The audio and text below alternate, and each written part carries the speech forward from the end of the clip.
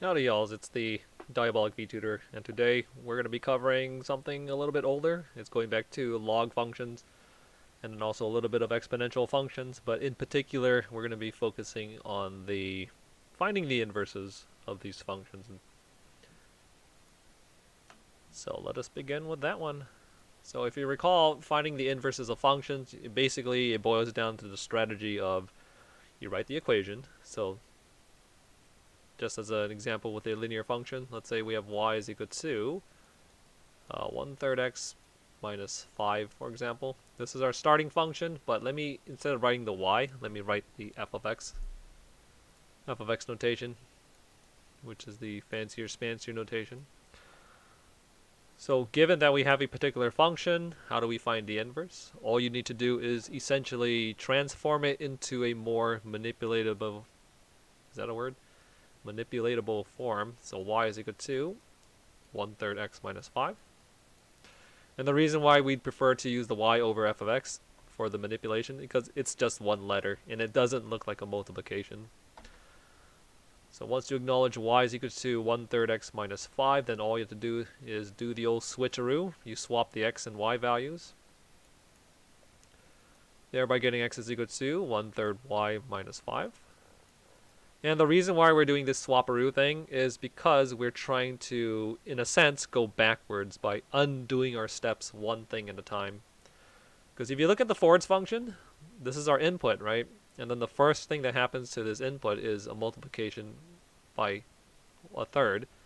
And then after we multiply the 1/3, we subtract a 5 from it to get the output. So in essence, the last thing that happened was this minus 5.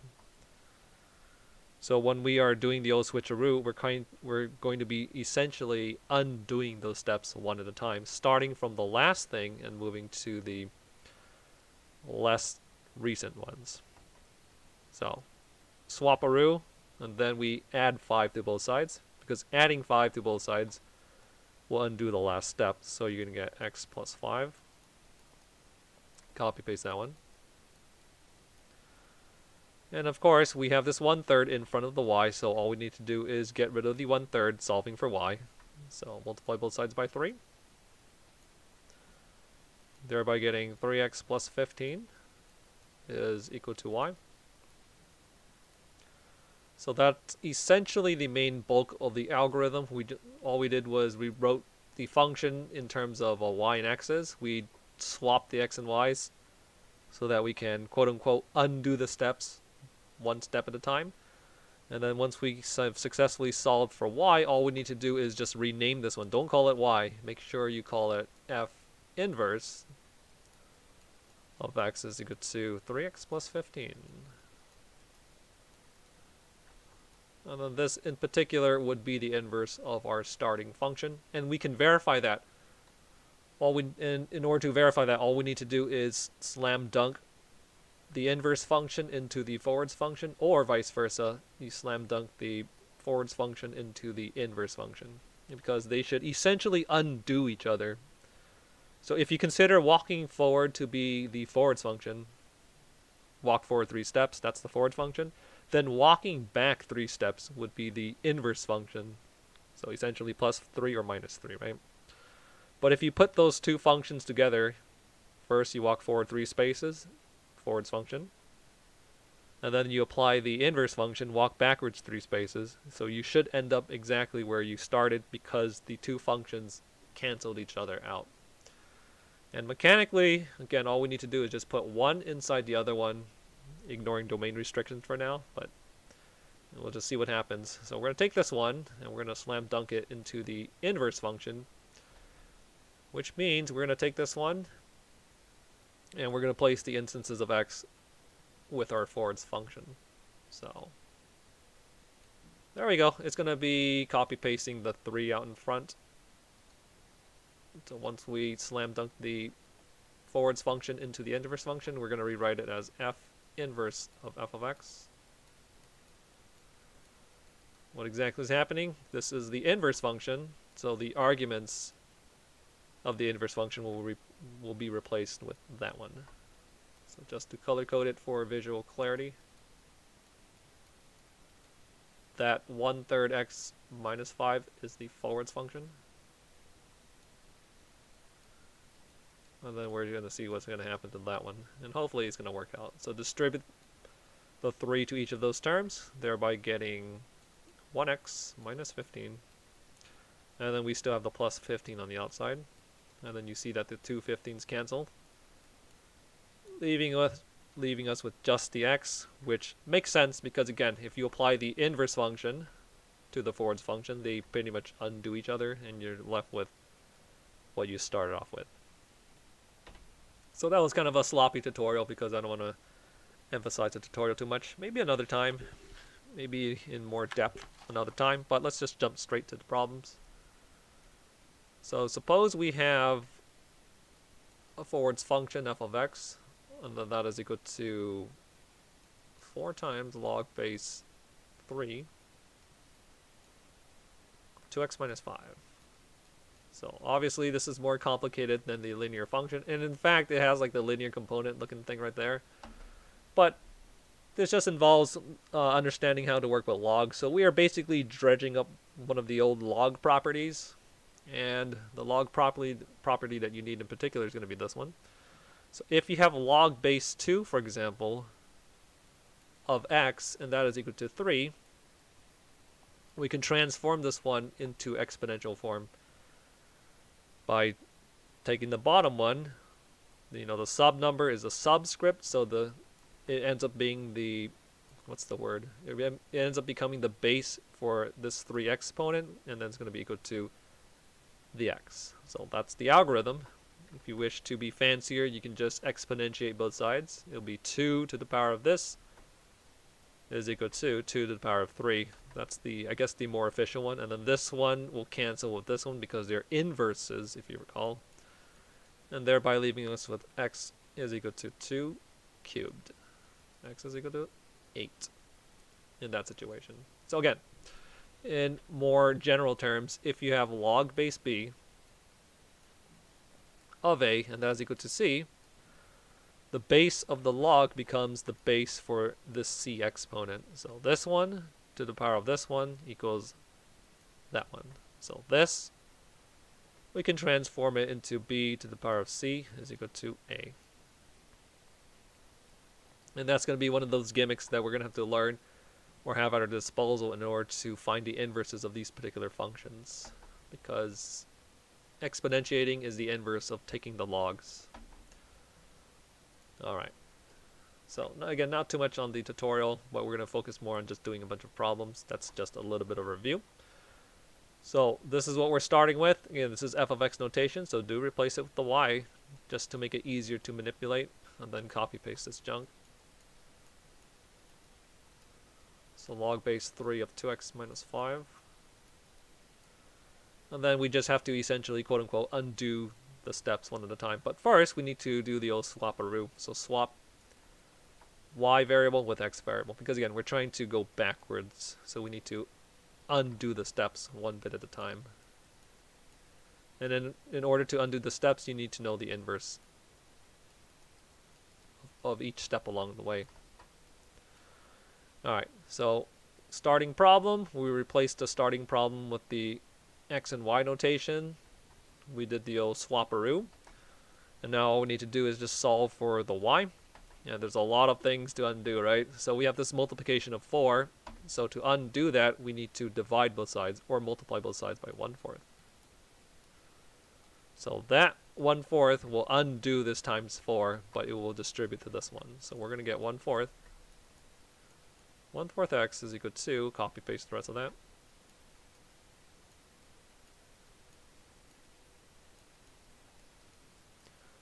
Well, there we are. And of course, pay attention to where things are happening. The x is here, and then the y is still buried within the log function. So what we need to do is we need to free the y from the log function. And then to do that, we're going to exponentiate both sides. So take this base 3, that's the base for the log, and we will raise it to 1/4 x. And that's how we're going to free the argument of this log function. So again, 3 to the power of this one So it becomes 3 to the power of 1/4 x, and that will be equal to the argument, which is 2y minus 5. And we did that because it's the inverse. Exponentiating is the inverse of taking log base 3 of this argument. So mechanically, what are we doing again? We're doing this thing right here. Log base b of a is equal to c. To free the a that we desire, we take this base b, raise it to the power of c, and it should be equal to a. So that's going to be, again, one of the tricks of the arsenal, in our arsenal.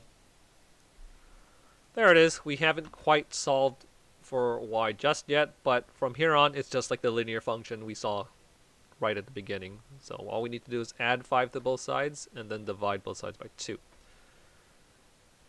So plus 5 to both sides first. We're going to get 3 to the power of 1/4 x plus 5 is equal to 2 times y. And then we're going to finally undo the last thing, which is multiplication of 2. So we're going to multiply by the inverse, which is 1/2.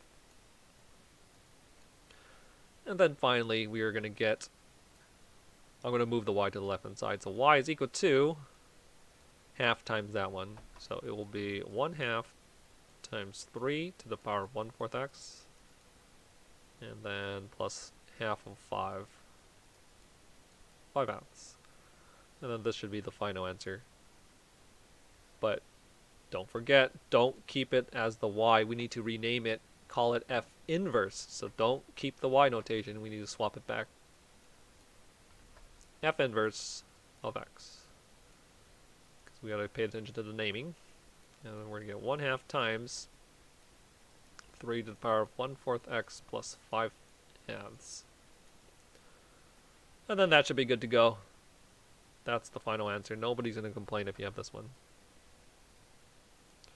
And of course, we could verify that this is in fact the inverse by taking this one and slam dunking it into the forwards function, or vice versa, taking the forwards function and inputting it as the argument into our f inverse. It doesn't matter which direction you do it, but we do need to be careful if there are domain considerations, but for the most part, I'm going to be ignoring that for these exercises.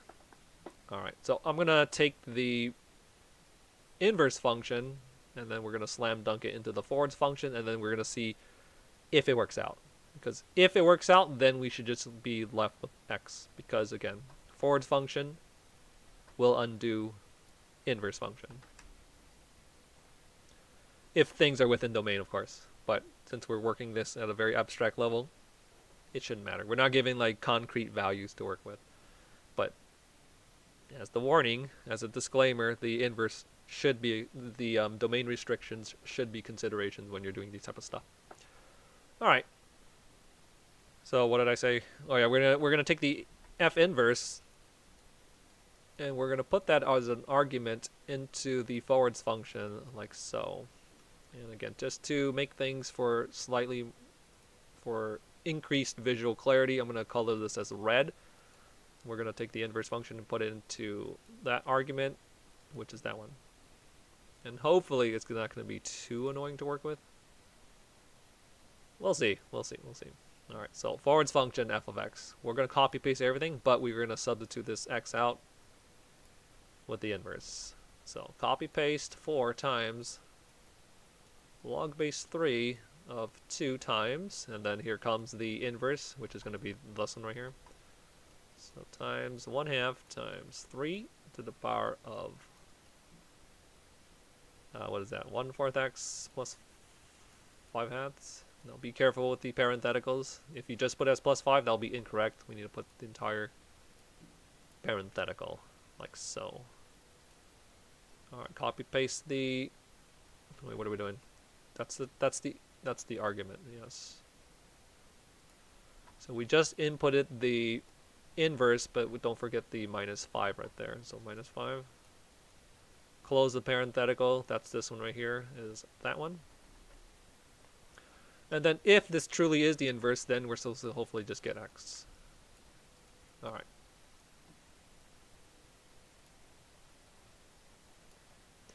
And because this is in consideration, I'm going to put a question mark for now. So let's just get to distributing this one to term number 1 and to term number 2 inside the log base 3 argument. So this one times this one cancels out. We're left with 3 to the power of 1/4 x. This one times second term is going to give us just 5.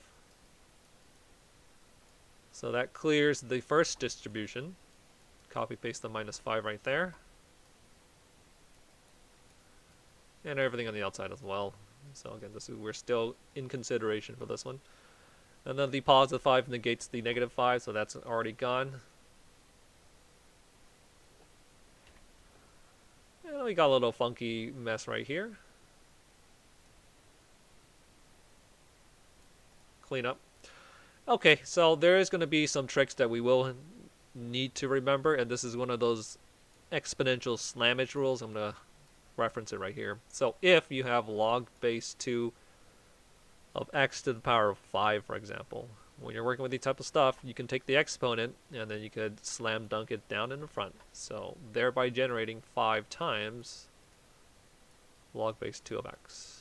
So I'm not going over the proof today because that was covered in a long time ago.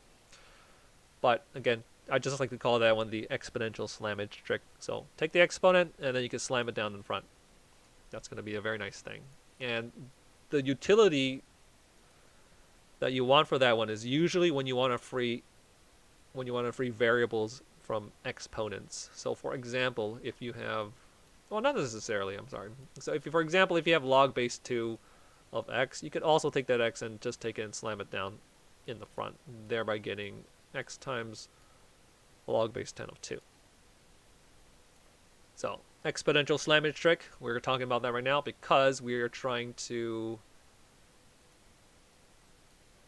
free that, because we're trying to solve for the x at the moment, because we're curious if we get the x in the end.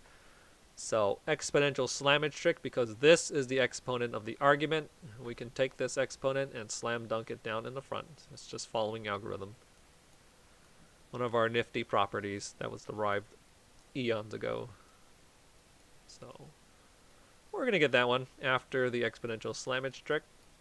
So that looks pretty good. We have a 4 times its inverse, so those two cancel.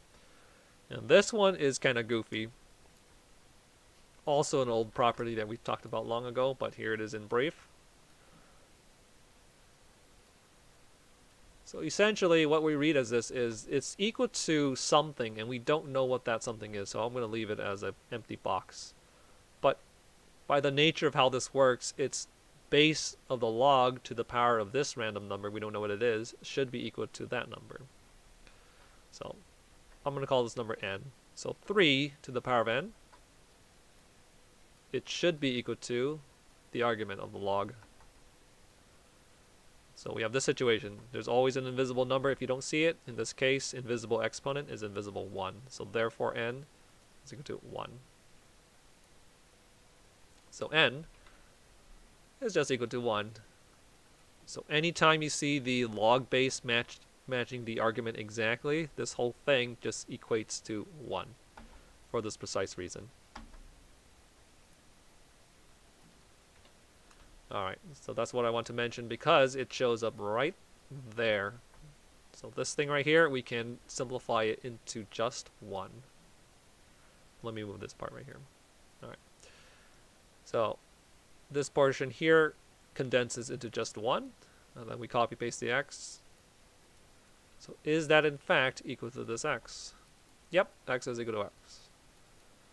So that's good. So that's good confirmation that this thing worked out and produced just an x, which means our work, our f inverse work, should truly be the inverse of what we started with. So 2-in-1 problem. You can find the inverse first, and then you could test to see if it truly is the inverse by simply just back plugging it in. And for the most part, we're not considering domain issues, so thank goodness, because that's a real pain, honestly. Second problem up, we're going to have g of x is equal to 2 to the power of x minus 5 minus 5. So now we're dealing with the exponential situation rather than the log function, but remember, these exponential situations are essentially just the inverses of logs at certain points. It's kind of funky. I just like to repeat numbers just because it looks kind of funny. for people who are doing the problems. But there's the problem. This is in g of x notation, so let us first rewrite it as y, just to make it easier for manipulations. Perform the old swaparoo because we're going to try to undo steps at a time. So x is equal to 2 to the power of y minus 5. Minus 5. We need to free this y, but first we need to get rid of this negative 5. So do the inverse. We're just simply going to add 5 to both sides. So plus 5 plus 5. So that one we're going to get x plus 5, and then the other side, this negative 5 is eradicated. As it should be. So here we are, right there. And the unfortunate situation is this y here is trapped in the exponent, which is why we hark back to the problem, one of the properties we just briefly went over maybe a couple of minutes ago. It's freeing the exponent. If you ever wish to free an exponent, because it's a variable that you're concerned with, all you need to do is apply the log function to it. So if we have, for example, y is equal to 2 to the power of x, we can free this exponent, that's the one we're concerned with, by applying a log to both sides. So for example, we can apply natural log to both sides. So apply natural log to this. We don't care that it looks ugly. And then you apply the natural log to that side. And again, mentioning one of the earlier exponential tricks involving logarithms, we can take that exponent and slam dunk it down in front. And that's how we quote-unquote free it. So we're going to end up with natural log of n is equal to exponential slammage x times natural log of 2. And then we could solve for x, because this number thing, that's just a constant. So we can multiply the inverse to both sides. So 1 over natural log of 2. To right hand side and then to left hand side. So here's what we're going to get. And thus we have freed the variable x.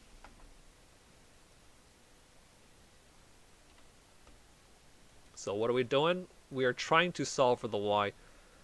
The y is currently trapped as an exponent, so we know we're going to manipulate this by applying a log function to both sides. Since this is base 2, I'm specifically going to apply log base 2 to both sides of the equation. So applying log base function 2 to x plus 5, we're going to get log base 2 of x plus 5. And then applying log base 2 to the right hand side, if you wish to show full work, we're going to get log base 2 of 2 to the power of y minus 5. Alright. Not much to do with the left hand side at the moment, but right hand side we can do the exponential slammage trick. So this is the exponent for the argument 2. So we can take this one, slam dunk it down in front, adds a multiplication. So that means we're going to get y minus 5 times log base 2 of 2. But don't forget your parentheses. Never write it like this, because PEMDAS would prioritize that one. So for clarity, put the parentheticals, please. Ain't that a familiar friend? Remember, when the log base here matches the argument exactly, this one cancels and becomes 1. Which means we've successfully freed the y now. We have y minus 5. Copy paste left hand side. And now that becomes a simple operation. Just add 5 to both sides, and then we will have solved for y. So y is equal to log base 2 of x plus 5 plus 5. Don't be satisfied just yet. We need to rewrite this one. Please rename this one. We're not talking about the y as a function. We're talking about g of x. So we need to call this, we need to rename this as g inverse. G inverse of x is equal to this nonsense.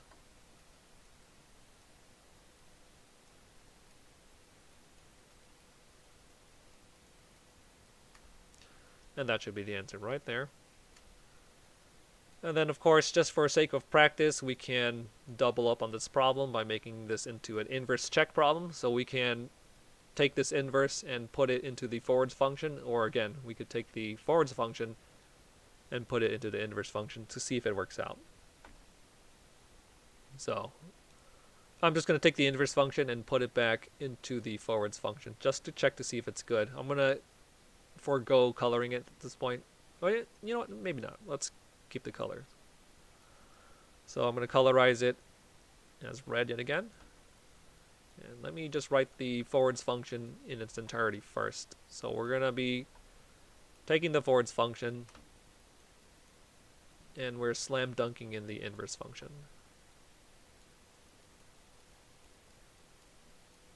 And that is supposed to give us just the x. What's the forwards function? It's this one. So is equal to 2 to the power of. This is where we're going to put the inverse. And then minus 5. And then copy paste the minus 5. So again, I like to repeat numbers just to try to deliberately confuse people. But this is a minus 5, which is that one. And that's the minus 5, that's that one. Alright, we're going to copy paste the inverse into the argument. So we have log base 2 of x plus 5 and then x minus 5 and then minus 5.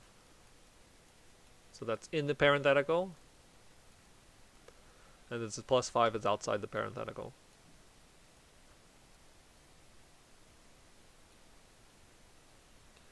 So running out of space just a little bit, so let me move a few things over. Wait, what was it again? Plus 5. Okay. So we have successfully put the inverse function into the forwards function. Now all we need to do is just simplify this junk, right? So this is just parenthetical. This is just parenthetical minus 5. So we could drop the parentheses. The parentheses are just to make it clear that that's what we're inputting into the forwards function. But nothing special is happening, so I'm going to drop the parentheticals.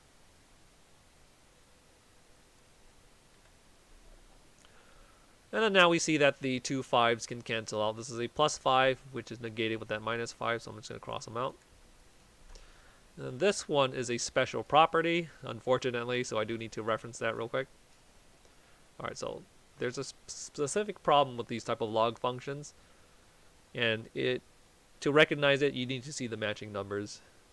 So here's the core function. This is the core property that we need. So log base b of a is equal to c, right? So don't forget, this base of the log b becomes the base for this exponent. So b to the power of c. What is that equal to? It's equal to the argument of the function, which is a. So that's just exponentiating. So here is the situation. Since this is a c and that is a c, can we just put this one, which is the c equivalence, right there? Thereby getting b to the power of log base b of a is equal to a. And this gives us kind of a derived property right here. So anytime you see this base of the exponent is b, if it matches this base of this log, this one negates that one. Because again, this is the inverse for this particular situation. So these undo each other. So we're left with just an a equals a. So this is just a match game recognizing the situation. Alright, so I mentioned that because we have a base 2 here which matches the log base. So this log base 2 is basically the inverse of this one. It undoes this one, leaving us with just x plus 5. And we have a minus 5 outside. And of course, cleanup step, that's fairly simple. Cancel, cancel. We have x is equal to x. And we have successfully shown that it is indeed the inverse. So we're good to go. So this one is going to be g inverse of x. And we verified it by just slam dunking them in.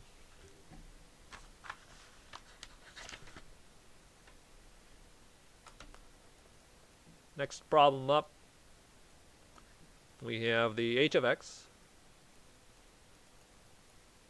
So I'm going to start skipping maybe a little bit of steps. Maybe. So we have log of 5. Don't forget, if you don't see a number for your log, it's going to be invisible 10 as the base. So I'm going to explicitly write it right there. So log base 10 of 5, and then minus log base 2 of 2 minus x. So we see multiple logs. Here's a log base 10, and this is a log base 2, but it's nothing in particular. It's no big deal. This, recognize it, is just a constant. There are no variables. So you treat this as how you would treat any other number. It's just a constant. So seeing this type of problem is essentially you're seeing the same problem as this one.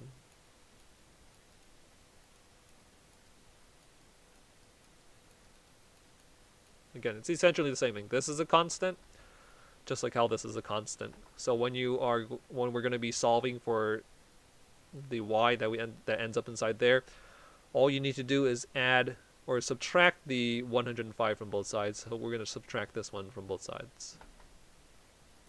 So that's the idea anyway. So again, I just put that one just to make it look more visually intimidating, but it doesn't really do anything. Alright, so there's the problem. Again, just make sure you transform that one into a more workable situation, and then we're going to do the old swapperoo. I'm going to skip a little bit of steps. So this one, I'm just going to go ahead and swap it right away. So rather than write y here and then x and then do the swap, I'm going to swap it straight off the bat. So this is going to be x already, and this one I will swap it with the y already. Again, just to save a little bit of work, because there are quite a bit of problems to go over. Alright, so again, all I did was replace this with a y and then do the old swapperoo because we're trying to go backwards.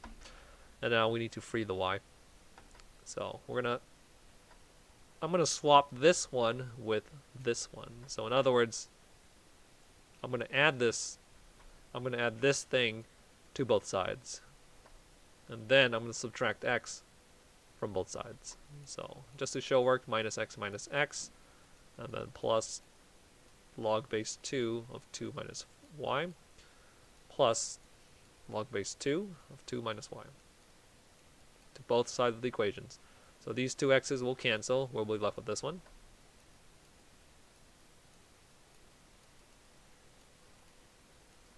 And then this one will negate that one. So that's gone with that one.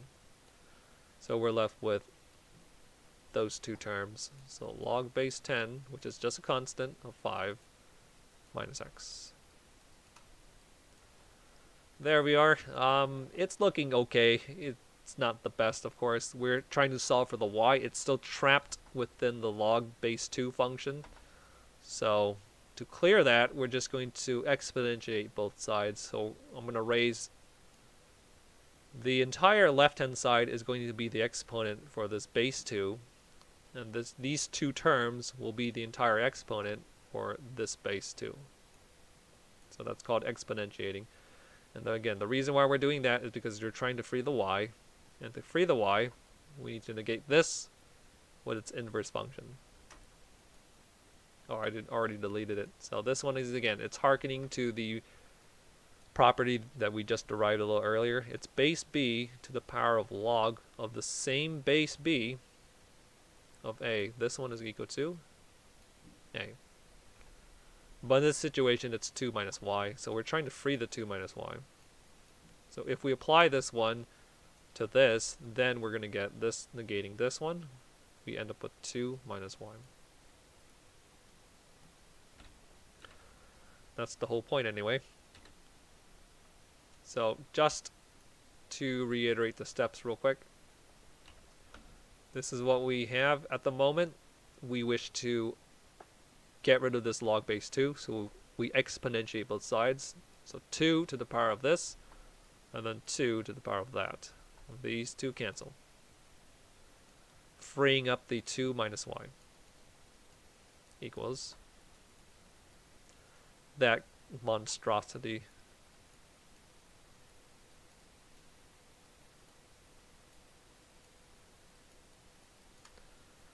So just be clear that that entire thing is the exponent for this base 2.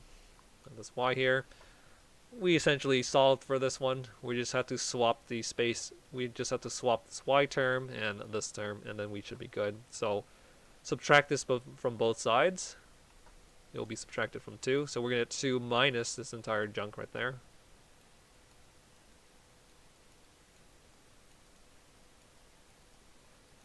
And then we're going to add y to both sides. So plus y cancels that out. On this side is plus y. And then we have successfully isolated the y value, but don't forget, we need to rename this function. It's the inverse function of h. So this whole thing, rename it as h inverse of x is equal to what? Just this thing.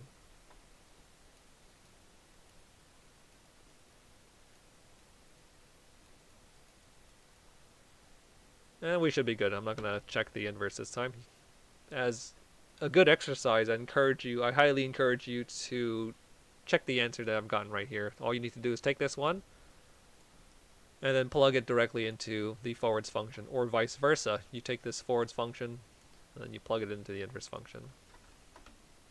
So we're not really concerned with domain issues. So this should be good. And then next problem up, we have k of x function.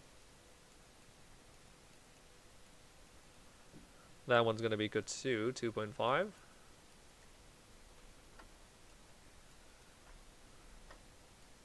So we have 2.5 to the power of 0.25x. And minus 250. So again, I like to repeat numbers just to try to make things confusing for people. I don't know if it actually does anything, but who knows. Alright.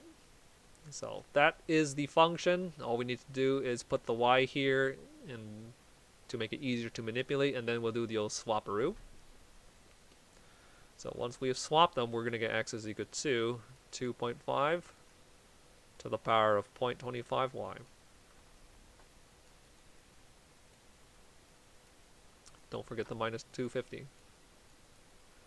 So as a quick survey, we're trying to solve for the y, which is right there. It's trapped as an exponent, which means we're going to have to apply log to both sides at some point in time to eventually free up the y. So one thing at a time. So the easiest thing to undo is the minus 250. We're going to add 250 to both sides. So plus 250 plus 250. So x plus 250 is equal to this thing.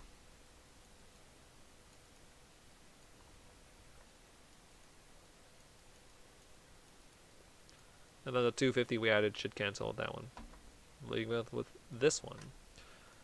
And of course, again, the y is trapped as an exponent, so we're going to apply the log function to both sides. Honestly, you can choose any log you wish, but some people like to match the log function they're choosing with this log base, with this exponential base, which is not a bad strat, so I'm going to do that.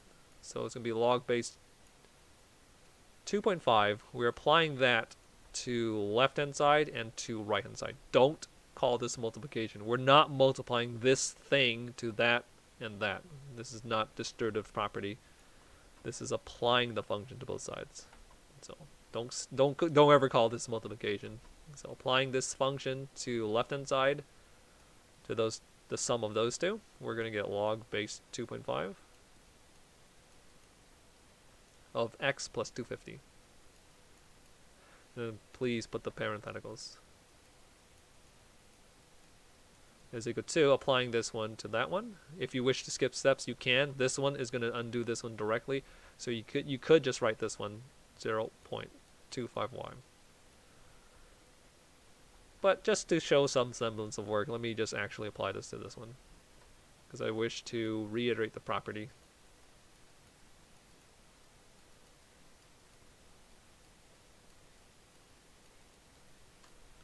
Alright, so the log base 2.5 has been successfully applied to left-hand side and to right-hand side, thereby getting this and that.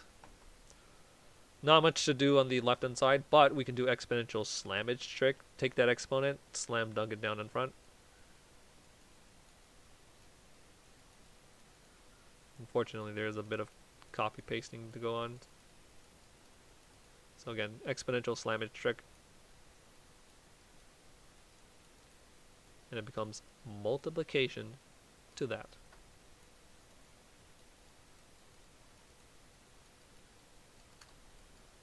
Recognize the situation right there. We have the log base 2.5, which matches the log argument 2.5. So this whole thing simplifies into 1. So in other words, we could just ignore that. So we have this equals that. And then finally solve for y. We're going to multiply both sides by 4 to clear this 0.25. So it's going to become 4 times log base 2.5 of x plus 250. And that's equal to y. Don't be too happy just yet. This is k of x, so please write k inverse of x. And just because I'm lazy, I'm just going to copy paste this junk.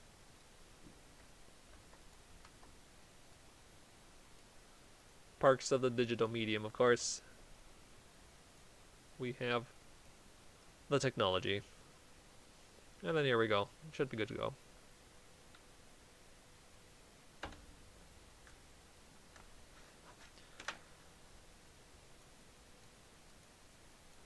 Next up we have q of x. And that is equal to 1/2 log base 5. And the argument is 3 minus x.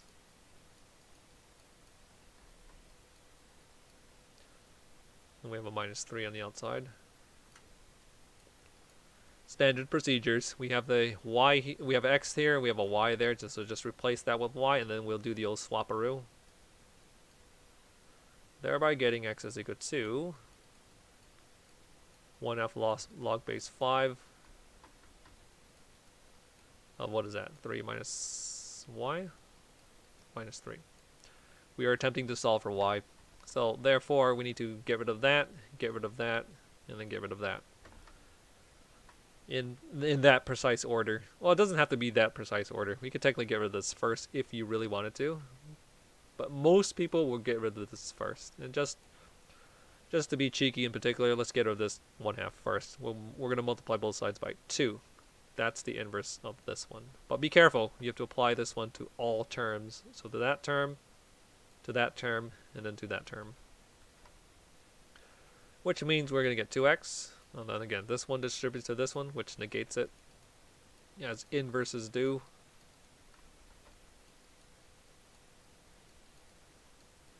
And then this one distributes to that one. So there we are, and then we need to undo this minus 6 by adding 6 to both sides. So plus 6 to that negates it, and then plus 6 to that.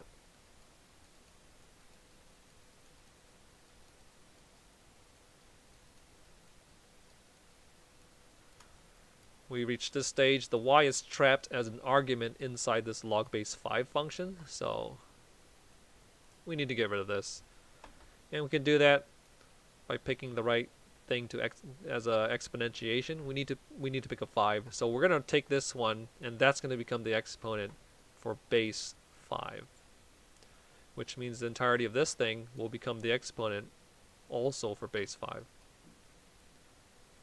Why do we do that? So we can negate those two together, because harking back to the property, base b to the power of log base b of c, that's just equal to c, because this undoes this, or vice versa. This one undoes this one. So c equals c. So that's why we're picking this as the base for the exponentiation. So this one negates that one, freeing up the 3 minus y. Oh, this y just looks kind of gross.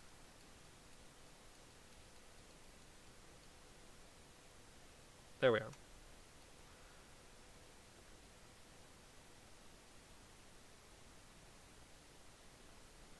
And then finally, we just need to swap those two. You mathematically swap them. That's essentially just skipping steps a little bit. Hold on just real quick for a moment. So subtract this from both sides and then add y to both sides. So plus y negates this one, and y ends up on the left-hand side. So subtract this from both sides. So that one's gone from the left-hand side. We'll have it subtracted from right-hand side.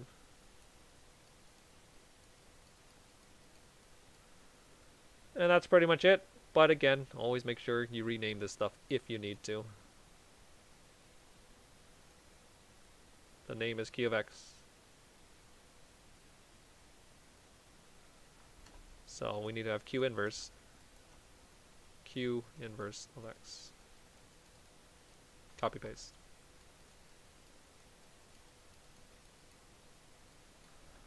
And we're essentially done with this problem. That's right there is the inverse. Should we bother checking to verify if it is indeed the inverse? So let's just do it then. So instead of putting the inverse into the forwards function, let's take the forwards function and put it into the inverse function. So this entire thing, we're going to slam dunk that into there. Well, I guess essentially we're putting it into there, which means this is going to get replaced. So let us do that. So I'm going to copy paste the entire, I'm going to write the entirety of the forwards function. It is 1/2 log base 5 of what? 3 minus x minus 3. And that's being inputted into the argument for the inverse function. So that's where the inverse goes, times 2 plus 6. So times 2 plus 6. And this one came from there, and then this one came from there. But those two, this whole thing is the exponent for this base 5. And then we have 3 minus. So let's verify to see if that is in fact going to give us the next result. So let's see. So this one distributes to that one and to that one. So we're going to get log base 5. 3 minus x. This one to this one gives us plus minus 6. We can once we do the distribution, we could drop the parenthetical. We could apply this plus 6 now. Those two negate each other. Inverses. So now this is the exponent for the leftover of 5. We already distributed this. I'll just cross the whole thing out. Alright, so this is the exponent that remains for this one.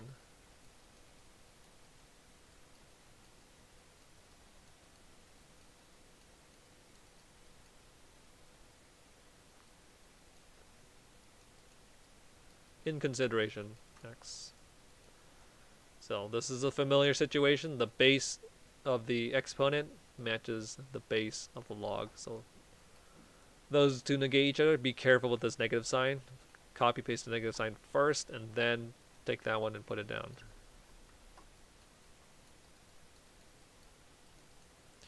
And then we're going to see that the distribution, we're going to get the 3 minus the 3, and the negative to negative gives us positive. So those two cancel, perfect. So x is equal to x. We're good to go.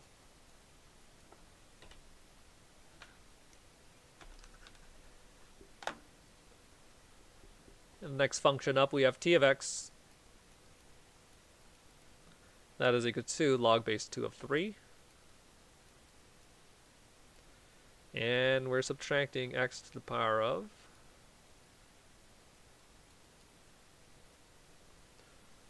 log base 2 of 5.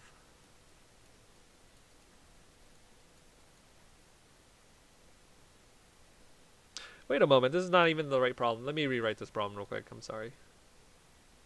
I'm going to swap this x with this 5. Because I'm trying to keep this as exponentials slash log problems. Alright, there we go, perfect. All right, so we have something like this, but again, don't be intimidated by the presence of both logs and exponents. Just take it one step at a time and pay attention to where the variables are. This one has a variable, this one does not have a variable, so this is just a constant. You're going to treat this exactly like how you're going to treat a number like 23. So you're essentially doing something like this. So this is just a constant, like that's similar to this one. Just a constant. And we're just going to do the replacement with the y, and then we're going to do the old swapperoo. So here we go. It begins. X is equal to log base 2 of 3. Again, that's just a constant. Minus 5 of log base 2 of y. So there we are. It looks kind of gross, but we need to solve for y. It's trapped as an exponent for the base 5, so we need to get rid of this thing first. Alright. So there's a negative here, so what I'm going to do is I'm just going to add this to both sides. So plus to the left-hand side and to the right-hand side. So that means it ends up positive on the left-hand side. And then I'm going to subtract the x from both sides. So minus the x to get rid of it from the left-hand side. And then we're going to have a minus x on the right-hand side. Copy paste this one. So that's just a constant. Alright, so that's looking good. That's no y's there. We have a y still trapped up there. Unfortunately, this one is not a property because this base 5 does not match this base 2 for the log. So that's kind of a shame. So what are we supposed to do in this situation? Well, we can apply the log to both sides. Because again, the y is trapped as an exponent, but it's also trapped within the log. But I guess from a certain point of view, the outermost trap is the fact that this is an exponent. So we need to free it from being an exponent first. And to do that, we need to apply a log to disrupt this. Basically free it from the exponent. So this calls for the exponential slammage trick. We're going to choose log base 5. Because again, this one matches this one perfectly. That's a deliberate setup, so we can cancel this one with this one. Alright. So applying log base 5 to left-hand side, this one again undoes this one, which basically frees log base 2 of y. But, unfortunately, this one we're going to have to apply it to those two, and it's going to look really nasty. That becomes the argument of log base 5. So this is just a constant, nothing to worry about, and then minus the x. Alright, there we go. It's not the nicest looking thing, but it is what it is. We're almost done though. This y here is almost solved for, but unfortunately it's trapped as an argument for log base 2, so we can just exponentiate both sides, choosing 2 as the base. So we're going to take this entire left-hand side, put it as an exponent for base 2. We're going to take the entire right-hand side and put that as an exponent for base 2. This one will undo that one, leaving us with just y we're trying to solve for. Copy paste the entire monstrosity. It looks really disgusting, but that's okay.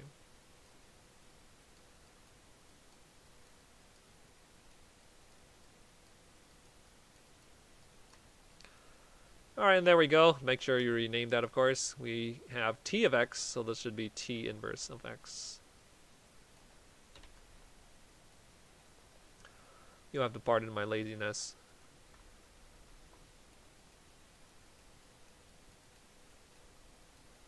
Alright, there we go. We should be good to go.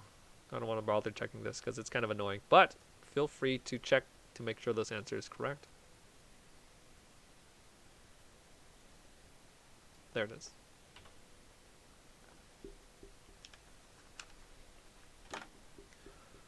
And next up we have v of x That is equal to 2 to the power of 3. Why did I write it like that? I'll just write 8. And then minus log base 3 of 2 minus x.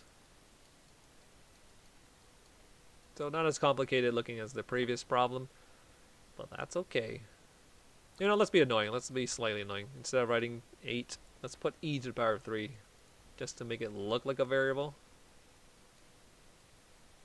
Alright, there you go. Now, we didn't really change the problem because e, if you recall, e is the natural number. This one right here is an irrational number, like just how pi is irrational. So, some people memorize the digits of pi or something like that. 3.14159. That's the extent of my knowledge. And it goes on forever. And then if you have e, that's also a constant like pi. It's equal to 2.72. And that's all I've memorized, but it goes on forever. So what I'm trying to say is this is just a number. Don't worry about it. It's not a variable. So we would treat it as such. Same shenanigans as before. You can get so tired of this, of course. This is going to be y, but we're going to do the old swaparoo. So therefore, x is equal to constant minus log base 3 of 2 minus y. We need to free the y, but we need to get rid of this first. We need to get rid of this. We need to get rid of this. And we need to get rid of those two things. So we have our work cut out for us. It's not tremendously difficult, though. There's a minus here. So I don't like to subtract the e cubed from both sides. So I'm just going to pull the switcheroo. I'm going to swap this one with this one because the minus will be negated for this one. I guess that's more complicated than it should be. So subtracting x from both sides and then adding this to both sides. So those two will negate each other. And then this one, again, will be moved over to the left-hand side. So now it becomes positive log base 3. 2 minus y is equal to e cubed minus x. Alright. The y is still trapped inside this log base 3 function. So exponentiate both sides. This becomes the exponent base 3. That one becomes the exponent for base 3. So this one undoes this one, freeing the 2 minus y. Copy paste. Make it beautiful. That's as beautiful as I can make it. And then one more switcheroo trick. We have a minus y here, so we're going to add y to both sides. And then we'll subtract this from both sides to bring it over to left-hand side. So finally getting 2 minus 3 to the power of e cubed minus x. That should be equal to positive y. But we're going to rewrite that, of course, v inverse. V inverse of x is equal to copy paste. You know what? I will copy paste.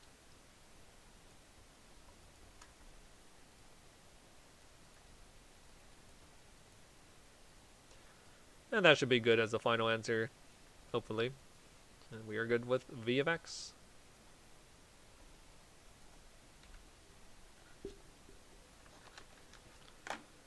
Guess what letter's next? It's double v. So we have double v of x is equal to log base 5 of 2. That's just a constant. And then minus 3 to the power of log base 2 of 3. And then plus 5x. Do you see any letters in there? That's not a variable. Well, these are letters, but they're not variable. This is a function. That's not a letter. That's not a letter. So this is also just a constant. So this is just a constant, like how 52 is a constant. And then this one is a constant, just like how 323 is a constant. So essentially, we're just doing a problem like this. But not quite. essentially it's like that. Alright, so the only thing we are really concerned with is with this exponent. So let's do the rephrasing, and then let's do the swaparoo. So x is equal to some sort of constant right here, minus a constant right there, and then plus the thing of interest, which is 5 to the power of y. This is what we want to free up. So we need to move all this extra fluff to the left-hand side. So subtract this from both sides, thereby getting x minus log base 5 of 2. And then we're going to add this to both sides. So plus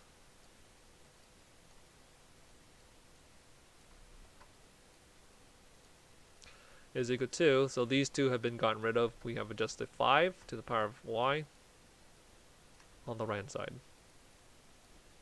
So again, it just looks gross, but essentially just reads like this.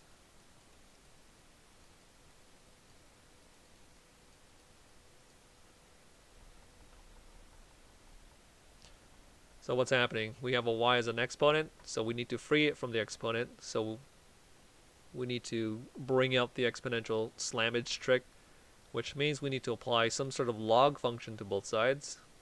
We're going to pick log base 5. So this is not distributive property. We don't do it to this one and then to this one to this one. That's not how we apply a log function. This log function is applied to the entirety on the left hand side.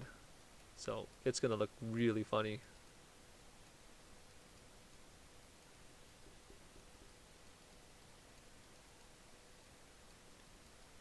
And that's it.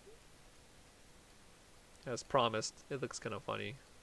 And then we apply the log base 5 to that one as well.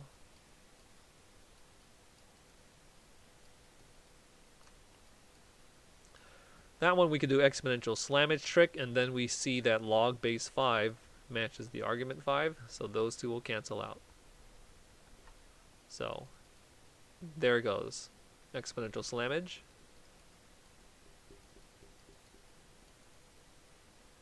Base matches argument. Simplifies to just 1.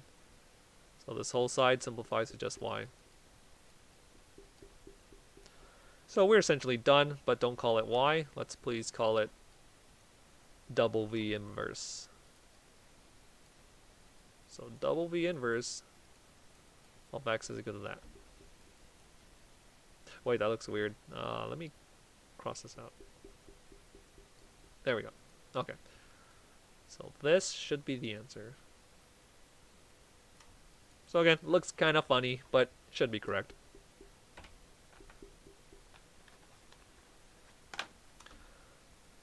And once we reach double V, that's what's after that? X, Y, and Z. So not to overlap variables, let's just go back to f of x. The good old wraparound. So we have f of x is equal to log base 3. Log base 3 of 2 to the power of 5 minus x. And just to make things goofy, I'm going to put this as pi to the power of 5. Again, don't be intimidated by such shenanigans. And then minus log base 2 of... whoops, that's not correct. So base 2 to the power of log base 2 of 5. I hope you recognize that. So here's the problem. We have an x trapped in there, and then this is just a constant, but there's a goofy trick we can apply to this one. The base 2 matches the log base 2. That one matches this one. So we can apply the function, the property of this, just to transform it to minus 5. So, thing to note number 1, and then the rest of this problem just collapses into a normal situation. Just rephrase this as y. Do the O-swaparoo. So much copy pasting. Again, this whole thing transforms into minus 5. Alright, here we are, and then we just need to start piling everything up to the left-hand side in order to try to free up the y from there.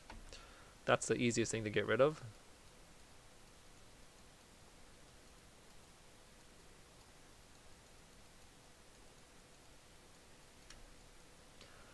We have a log base 3, so we gotta exponentiate to get rid of this junk right there. So this entire left-hand side becomes the exponent for base 3. This entire thing on the right becomes the exponent for base 3. This one is undone by that one.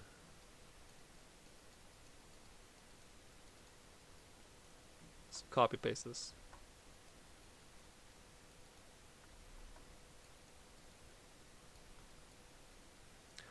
That's just a goofy constant. So we're going to add y to both sides. So plus y to the right hand side. And we'll subtract this from both sides. So minus this from left hand side and then minus this one from the right hand side.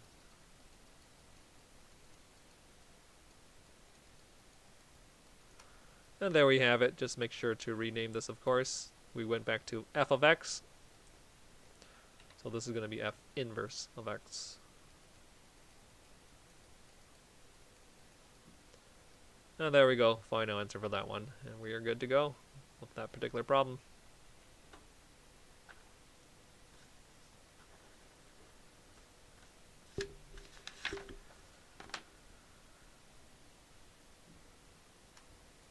And again, we're back to g of x. That's equal to 100 to the power of log.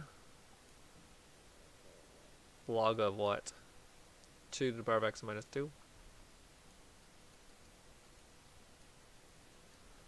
So it looks kind of weird, right? We have a log thing as part of an exponential thing, but this is just gimmicks. Just be wary. It is just gimmicks. If you see a log function and no number is written in the bottom there, there is an invisible 10. So that's invisible 10. See that 100? It's a trick. It almost matches the base 10, right? And in fact, we can force it to match the base 10. So we can transform this 100 into 10 to the power of 2.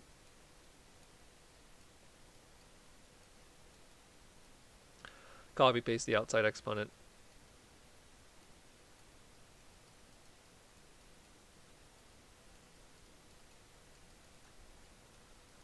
Alright, and then of course there's this exponential trick we can do. We can, or rather it's not a trick, but it's one of those properties of exponents. I'll show on the side real quick. So if we have something like 2 to the power of 3, and then this is to the power of 2, we can do the distributive property of exponents. So we can take this 2 and multiply it to this 3, so thereby getting 2 to the power of 6. And most people will be content with working with it like this. But there's also another thing you can do with this one. So we can distribute this 2 to the inside, but instead of fully executing the simplification, we can actually move this 3 like so. So you can multiply in any order you wish. This is the commutative property of algebra. So instead of calling it 3 times 2, we can call it 2 times 3. And then we can slam the exponents back on. Like this. Because 2 is not a negative number, so we can swap these ones safely. And it's just a constant. So again, we have this sort of situation right here. We could ultimately do the old swaparoo. So rather than having the 3 on the inside and then the 2 on the outside, we can have a 2 on the inside and then the 3 on the outside. Just be very careful when you're working with these ones, with fractional exponents and with variables. So this one, you could potentially have unsafe maneuvers, so be careful about these ones because of domain restrictions. Alright, so again, just to reiterate, you can do the old swaparoo like so, which means we could swap this entire exponent with this one. So we're just going to flip it around because again, commutative property. So it's going to be 10 to the power of log base 10.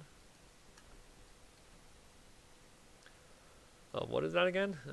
This thing right here.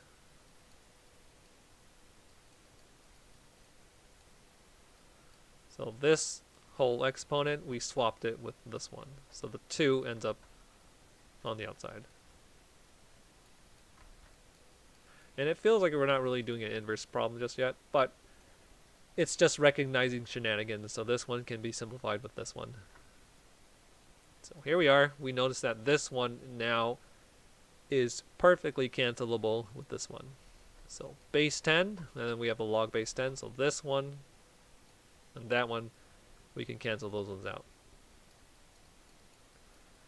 And then finally, we're going to get a leftover 2 to the power of x minus 2. That's in the parentheses right here. And then the 2 is still on the outside, like so. And at this point, we can distribute the 2 back in. And you notice I already flipped the order. So rather than distribute this 2 to each of those, we're going to do this first. So we're going to get 4 to the power of x minus 2. That's not the final answer though. That's just changing the problem from this nasty looking thing into this clean looking thing. So now we can get started with the problem. We're doing g of x. G of x is equal to that thing. And now it's a lot simpler than before. So we have a x trapped up in there, but let's do the renaming. We'll rename that as y first, and then we'll do the old swapperoo.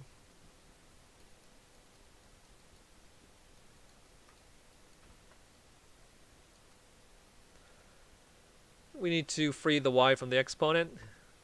So apply log function to both sides. We will select log base 4 for maximum efficiency. So apply log base 4 to the x. And apply log base 4 to that one. If you wish to skip steps, you can skip it right now. So this one undoes this one, and this one exponential slammage downwards. So here's what we get. We're going to get y minus 2 is equal to left-hand side. And then finally add 2 to both sides. So g inverse, I'm going to skip a little bit of steps. G inverse of x, just rephrasing the y, plus 2 to both sides, plus 2 plus 2.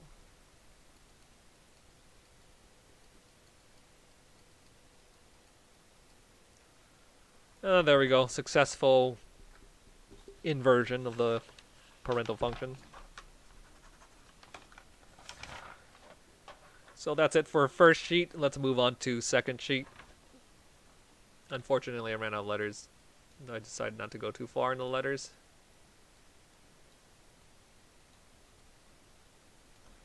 So we're back to f of x. F of x is equal to, kind of reset back in difficulty. This is just back to standard problem. 5 to the power of 2/3 x minus 1. And standard procedures, rename, swap. X is equal to 5 to the power of 2/3 y minus 1. There are some tricks we can perform. I don't think we need to perform it, but from here on you could just apply the log base 5 to both sides, which I think is the most straightforward route.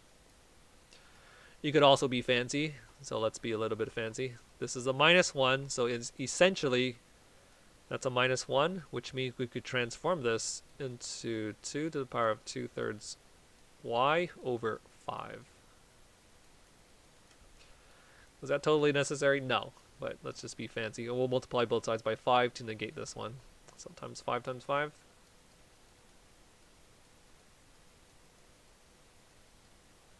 And of course, we still have to end up applying log base 5 to both sides.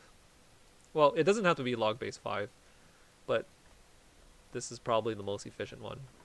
So this one to this one, and then this one to this one. Now be careful though, this one will not cancel with this one. Be very, very careful.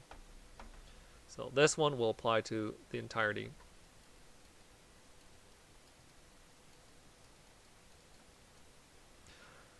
This argument is 5x. It's not just 5, so we can't say this one undoes this one. So in order for that to happen, this also needs to be 5x. So if that was log base 5x, then this whole thing cancels with this whole thing to get 1. But it's not. So at the moment, we can't do anything. We apply the log base 5 to the right-hand side. That's the one where it does cancel. So we get log base 5 of that thing. So this one cancels with that one. Yes. Exponential slammage. Yes.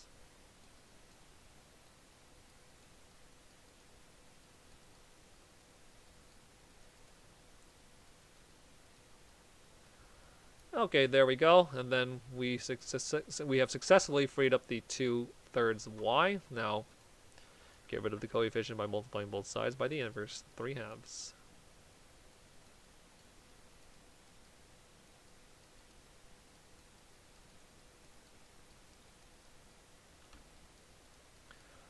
And that's what we can potentially get.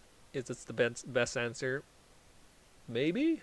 I don't know. I'm not too certain. But we have this y here. This is an f of x problem. So we're going to call this f inverse of x is equal to this junk.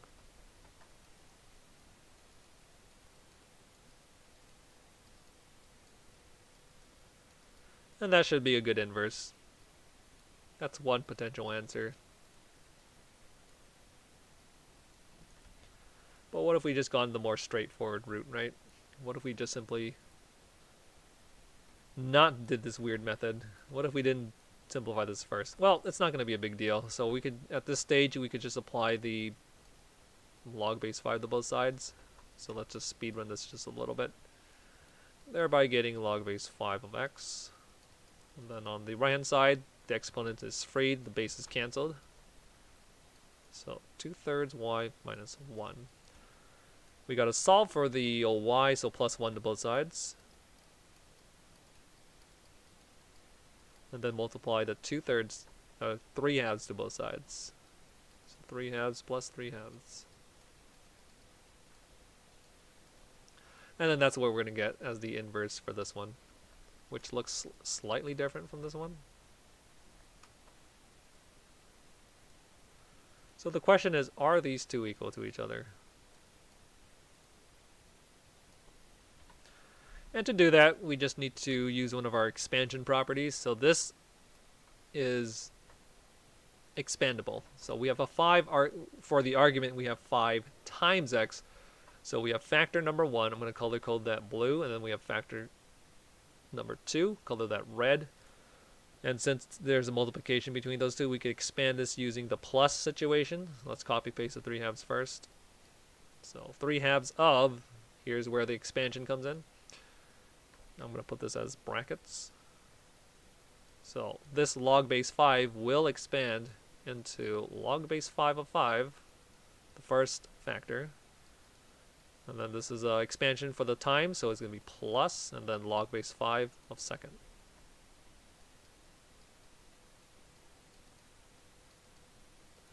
So that is factor number 1, and that is factor number 2.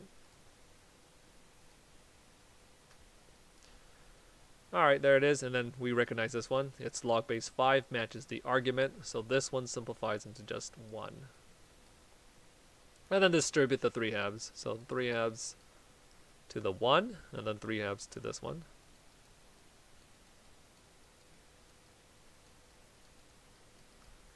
And you will see indeed that this one does match that one. And if you want to be a little extra, you can take this one and reverse exponential slammage if you really wanted to. I wouldn't do it though. So you can transform it. This is the horse, and then that's the rider. So the rider goes into the house, and then the horse goes outside the house. And you can transform it into the nice looking radical notation if you wish, but it's superfluous. Don't bother doing it. So this matches that. We're good to go.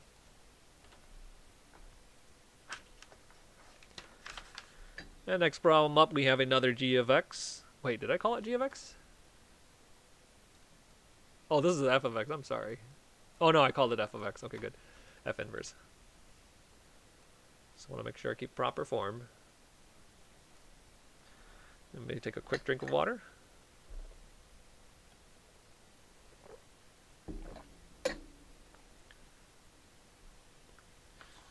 And let me cross out the problems so I don't accidentally go over them again. Alright, we have g of x. And that is equal to a fairly basic log base 3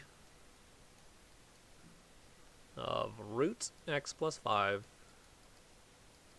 Here we have radical notation. You could always transform it into fractional notation. Since there's no number right there, then it implies that there's an invisible 2. So that's just the square root, and then you could always rewrite the square root as a fractional exponent of 1/2. Which you will see why in a moment, right? Alright, so this is going to be the problem. Rename it, swap it. So x is equal to log base 3 of square root of x plus 5. So we can rewrite that radical as a fractional exponent. So rather than putting the radical, we can instead put the parenthetical x plus 5 to the power of 1/2. Wait, we swapped out the letter. Whoops. That should be y plus 5. Fractional exponent 1/2. So why are we doing that? We could set it up for exponential slammage trick, so slam dunk that down in front.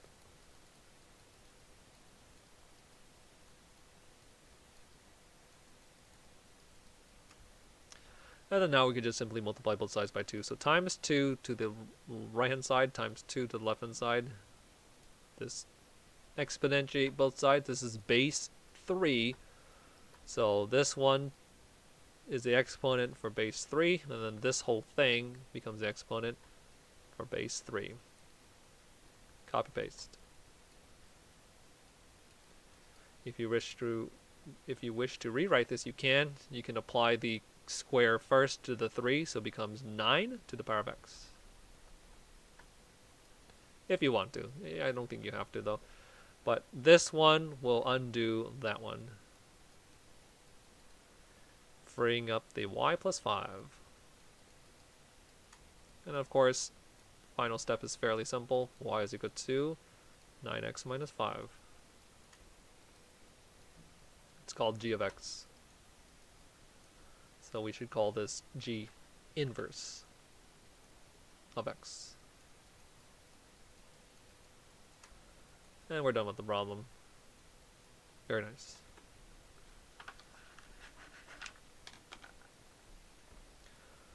And next up we have h of x. H of x is equal to natural log of x cubed minus 3. I'm sorry, x cubed minus 2. So, fairly standard problem, but with a little bit of a mix-up. We do have this x cubed thing. That looks kind of funny. We have natural log. Just remember, this one just means that there's a invisible base e, which is, we've seen this before, it's at the 2.72 repeating. I mean, not repeating, etc. So that's just a constant. It's base e, the invisible number.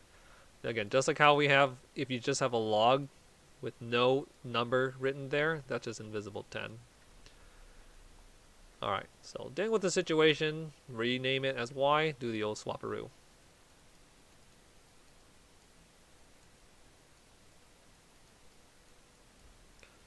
And of course, we should exponentiate both sides. This is base invisible e.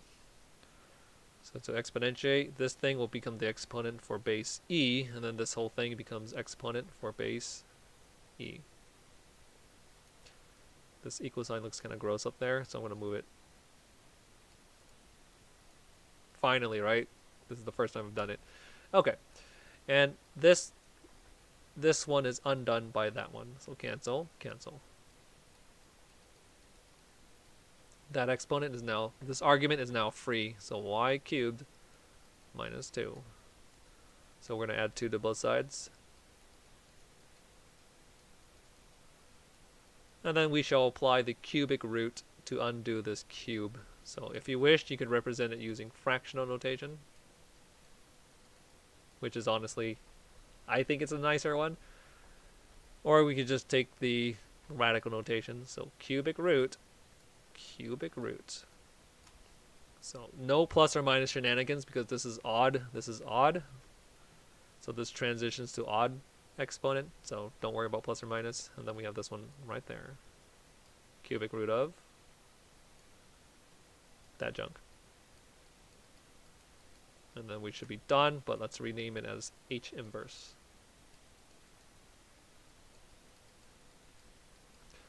And that is equal to, again, cubic root e to the power of x plus 2. And then we're done.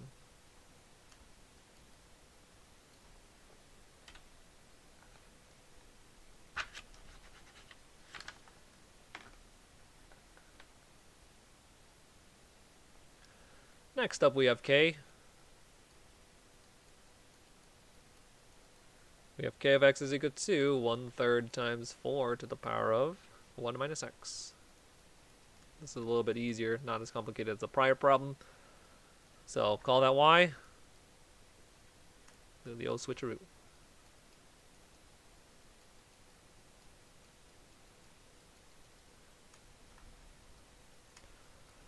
Alright, the y is part of the exponent, so we gotta clear the clutter. So clear that. That's simple multiplication by 3 to both sides.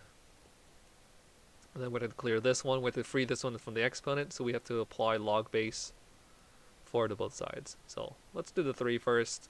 So 3 to that. 3 to that. This is base 4, so we're going to apply the log base 4 function to both sides. So apply it to the left-hand side. Again, not multiplication, please. Maybe a little sloppy, so let me put parentheticals. Parentheses. Apply log base 4 to right-hand side. This one becomes undone by that one. Then exponential slammage. Alright. There we are. And then we could just swap this entire thing with this entire term to solve for y. So y is equal to 1 minus that thing.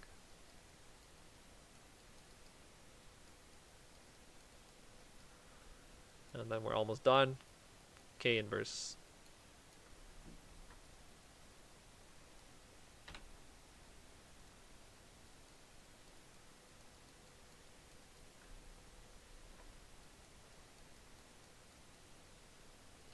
Lo and behold, we're done with this problem.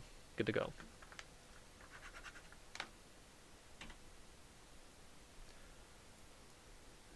Next up we have another f of x.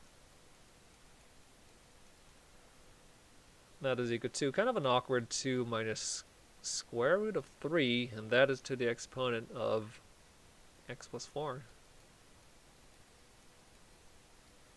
So, kind of a weird mix-up of notation. We have radical notation, we have regular notation. But don't forget, we can always transform this one if we really want to, but we don't have to in this case, because we're eventually going to free this one, which is going to end up being a y. So first rephrase, that's called y, and then we'll do the old swapperoo. X is equal to 2 minus square root of 3 to the power of y plus 4. Now, I don't want to apply the square root, the log base square root of 3 to both sides, so I'm going to manually change this one into a fractional exponent.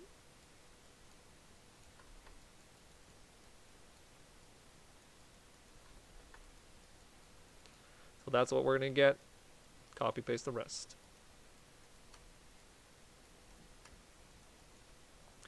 That's kind of funky looking. We can distribute distributive property of exponents. And yeah, that's it. Let's not compound too many steps together. So 1/2 to each of those. So we're going to have 1/2 y plus 2. There we go.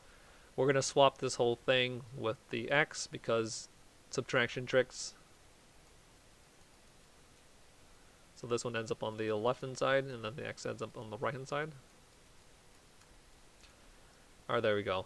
So the y that we are trying to solve for is trapped in the exponent. This is base 3, so we're going to apply what? Log base 3. So this one will be applied to the right-hand side. Not much to do there. So 2 minus x is the full argument, and this one will negate that one, freeing that.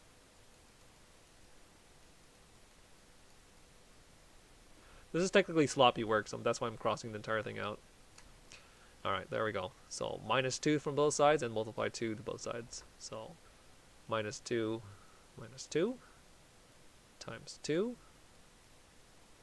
times 2. This is the y, but we're going to call it f inverse. F inverse of x is equal to, clean up step 2 to first term,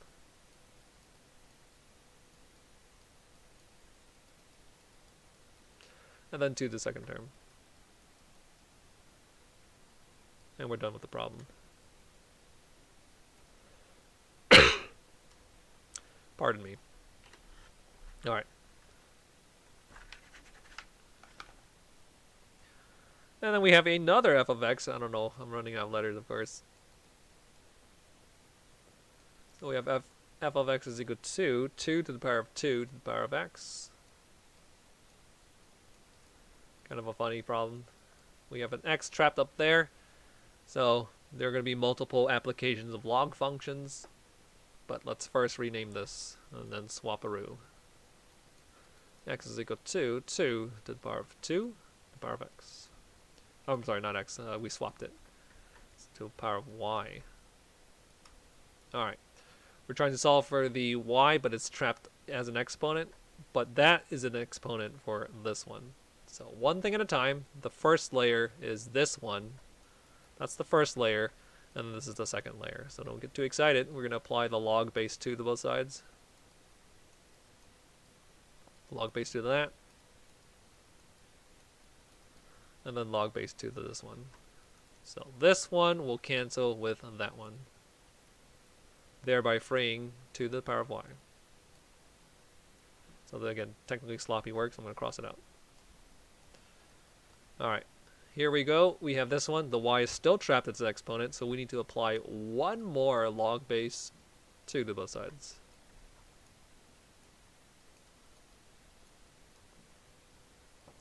So this one is applied to left-hand side. It's going to look kind of funny.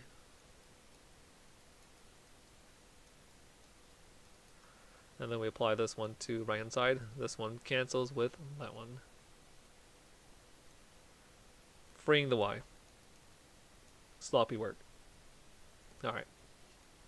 Yeah, I'll put parentheses. There it is. I think this is just an f of x function again, so we'll call this one f inverse. And that is equal to copy paste.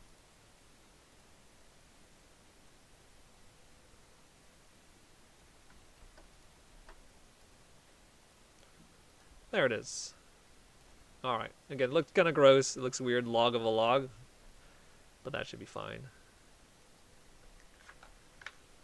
Finished with the problem.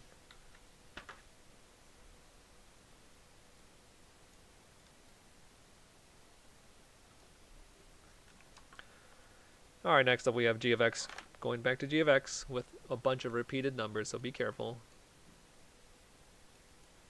It's visual tricks for, hopefully, as a problem maker, trip people up, right?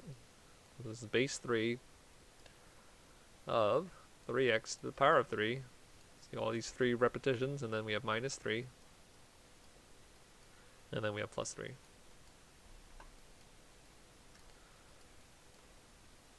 Let's rename that, and then do the old switcheroo.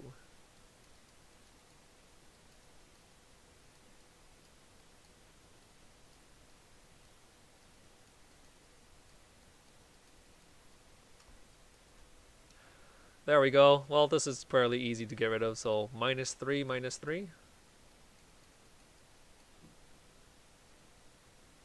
That looks kind of a mess. I'm going to rewrite that.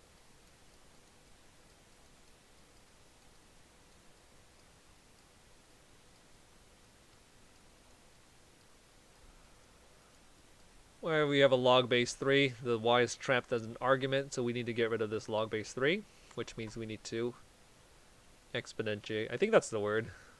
Maybe I've been using exponentiate incorrectly this entire time.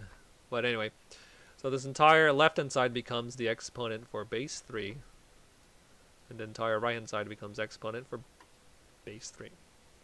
This one cancels with that one. Clean up step. So let's copy paste that one. Alright, there it is. There is a one cleanup thing we can do. We could divide both sides by, we can multiply both sides by 1/3. So apply to that one. This is where you remember your exponential tricks. So this is technically times 3 to the power of -1. So we just need to add -1 to -3. So this one combining with this one, we can get 3 to the power of x minus 4. That is equal to, apply the 1/3 to each of those. There it is, and then we could just plus 1 to both sides. So y is equal to 3 to the power of x minus 4 plus 1. And we are done. Well, not yet. G inverse.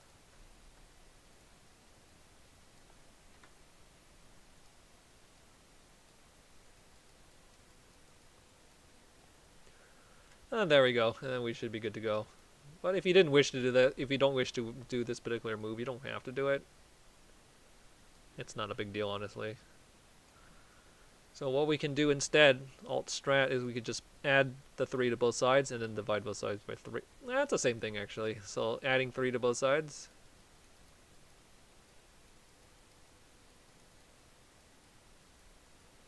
And then we can divide both sides by 3. So this is term number 1, divide by 3, and this is term number 2, divide by 3. Term number 3, divide by 3. So cancel, cancel. Same trick as before. This is exponent 1. We could subtract 1. We can subtract the 1 from the -3. This one simplifies. Same answer.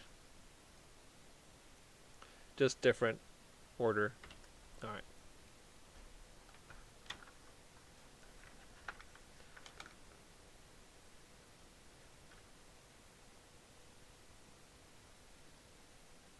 I don't remember if I've done this problem. We have h of x is equal to the power of log base 3 of x minus 5.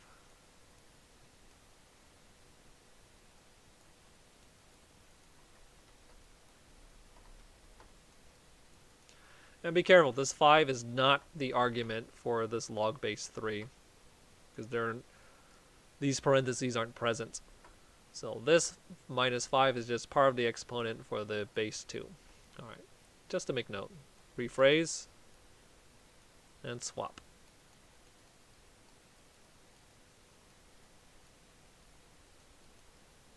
Again, these two are not trapped together. We see that the y is trapped as an exponent for this 2, so we just need to apply log base 2 to both sides. So first to the left hand side, thereby getting log base 2 of x, and then this one to the right hand side. This one will cancel with that one, dropping that one free.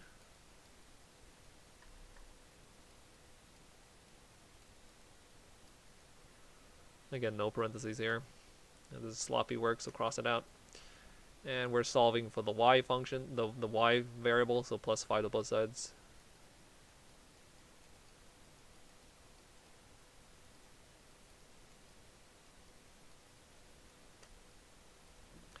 This is log base 3. The y is trapped in the log base 3 function.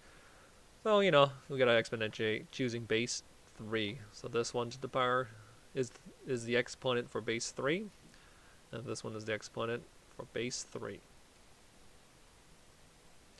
This one cancels with that one. Copy paste that is equal to y.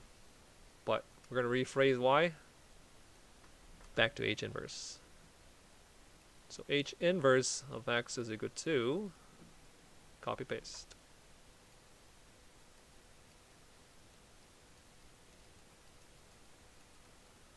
And there we go. And then just for bonus practice, let's just check to see if this is indeed the inverse. We're going to take the inverse and we're going to put it into the forwards function, which means replace that with red. So I'm going to copy paste inverse function.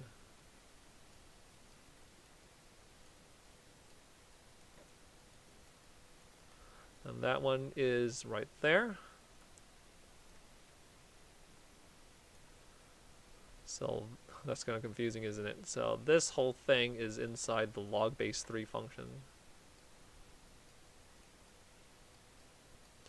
with a -5 outside. And this whole thing is the exponent for base 2. And then that should be equal to f of f inverse of x. Which, you know, hopefully it's just x. That's the consideration. Alright, well, we already have base 3 matching base 3, so those two cancel out and we do exponential slammage in the front, but this red thing still remains the exponent for this base. Wait, before I get too caught up, let's be a little more careful. So this whole thing is the exponent for 2, so let's keep it all as exponent. So this is going to be 2, and then again, this one, exponential slammage in the front, and then this log base 3 negates this 3. So this one is still exponent.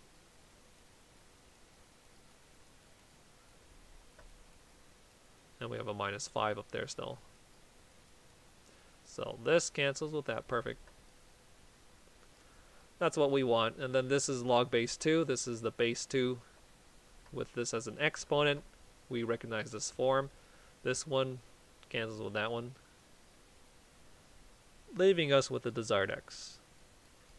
So we verified it. This one resulted in this sort of situation, so we're good to go. So this is indeed the inverse of this.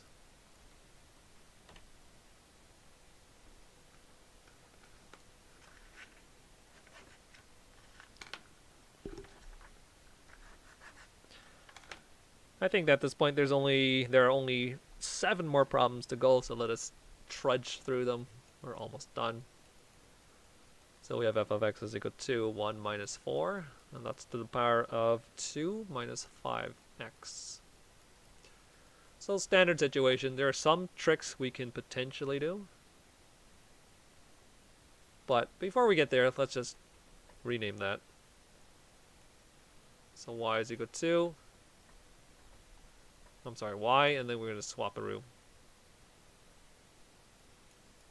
So we get x is equal to 1 minus 4 to the power of 2 minus 5y.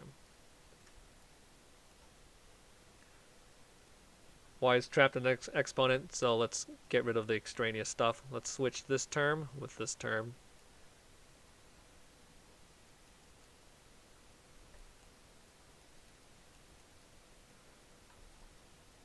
And that should be equal to 1 minus x. There it is. We can apply log base 4 to both sides. So let's apply this one to that one.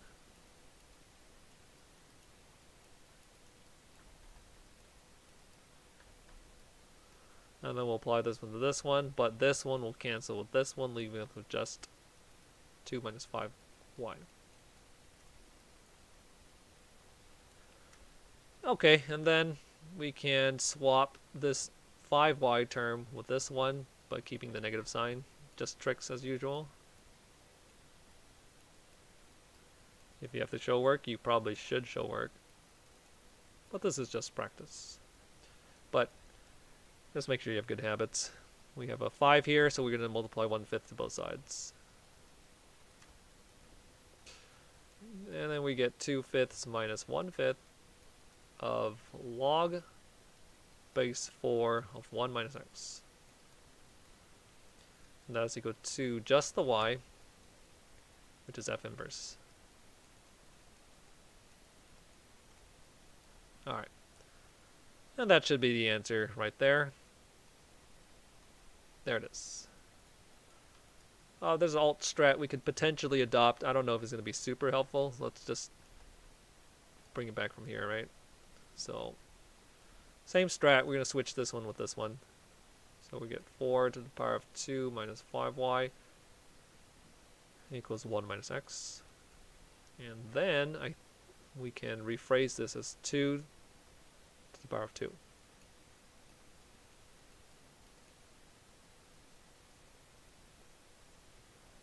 We can use the distributive property of exponents. Maybe not super useful. Apply log base 2 to both sides.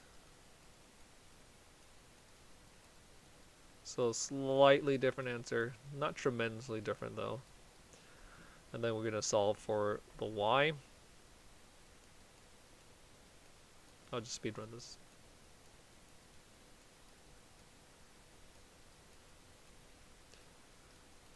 So we can get this. So this one should be equal to this one right there. It just looks slightly different. This is base 4, this is base 2. Either of these answers should be good though. So, no big deal.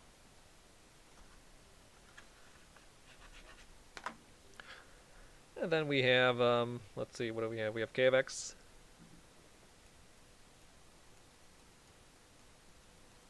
K of x is equal to this weird thing. Natural log plus log base 2 of 3. And that whole thing is being cubed all over 5.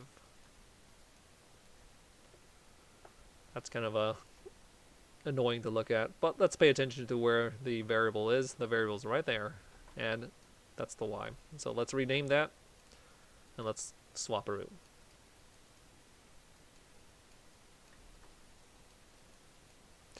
That is just a constant.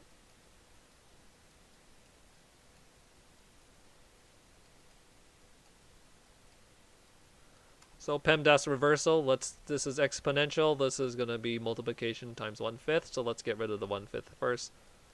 Multiplying by the inverse times 5 to both sides.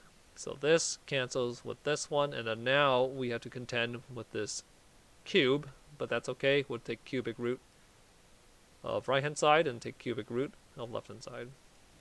So at this point I will finally clean things up. So cubic root of 5x is equal to, this one negates that one.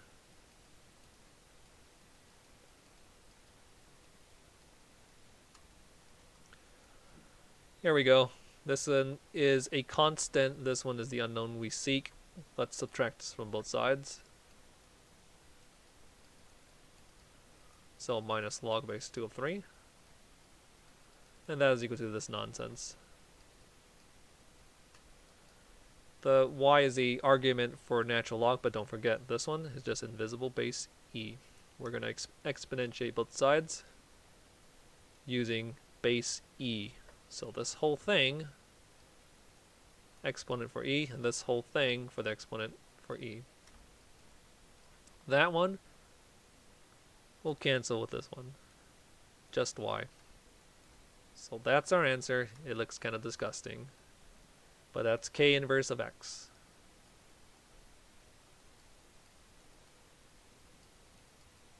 Okay, that looks gross. Let's rewrite this.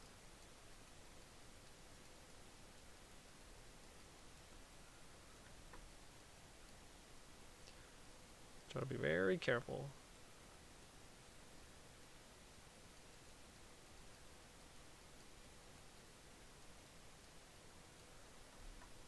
And there we have it. We are good to go. Yes.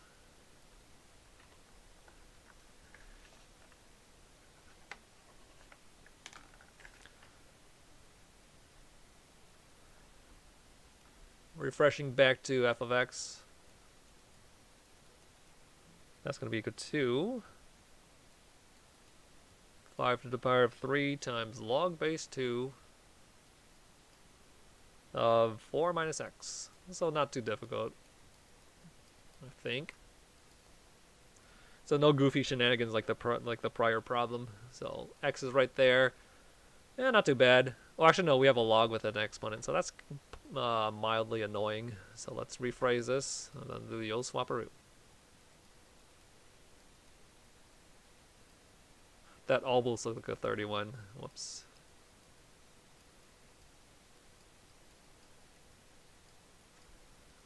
There we go. And we wish to free the y is trapped as an argument of the log, but that as a whole is part of the exponent. So we need to get rid of this 5 first. So we're going to apply log base 5 to both sides. So apply that. And apply this one to this one. Then those two will cancel. Just this.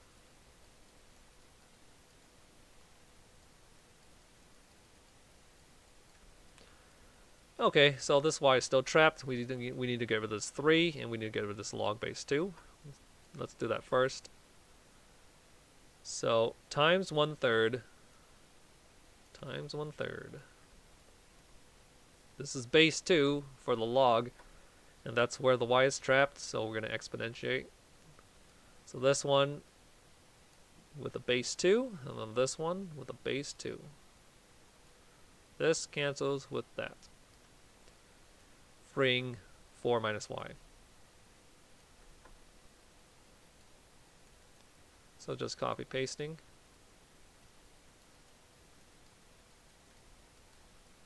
That nastiness. Standard subtraction tricks, we're going to just swap this one with this one. 4 minus this monstrosity.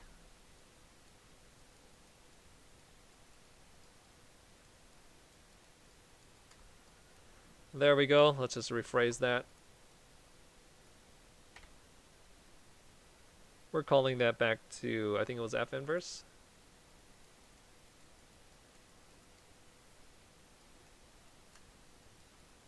Yeah. And we're done with the problem right here. If you got a different answer, it shouldn't matter. Just make sure you check it by putting it back into the forwards function, or vice versa. Put the forwards function into the inverse function. And you know what, just for a good break in what we're doing, let's just do this. So we're going to take this one, we're going to call this one magenta. And we're going to put that into the inverse function, so this one will be swapped out with magenta. So magenta is going to be 5 to the power of 3 times log base 2 of 4 minus x. So cut and paste. So that goes into the argument right there.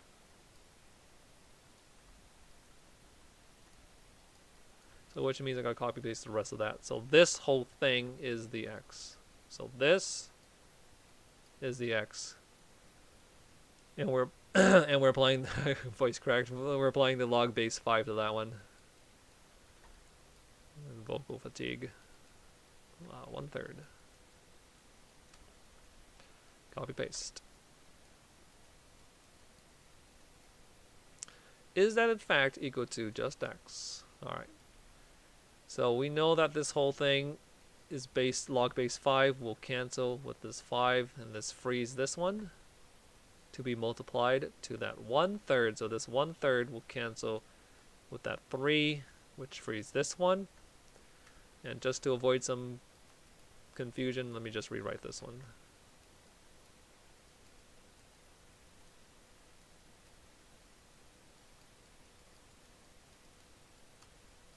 Alright, we see that this base here matches this base 2 matches the base 2 for the log.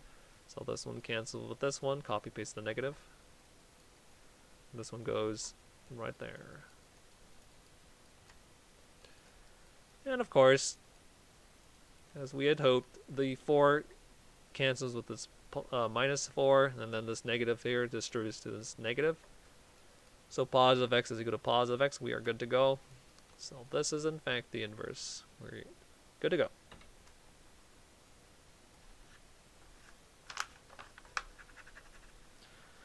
And then we have 3 more problems essentially. Let's keep going. We have g of x is equal to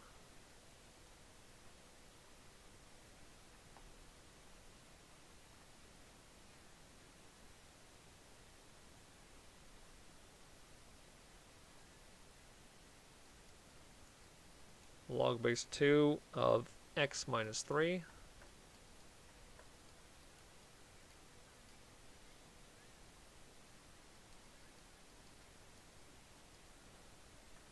and then we have plus log base 2 of x plus 3.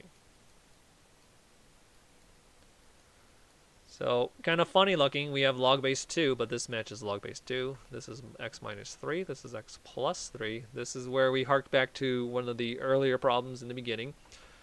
We have a condensation situation because this log base matches this log base. And this is a plus, so therefore we could just combine these two arguments via multiplication.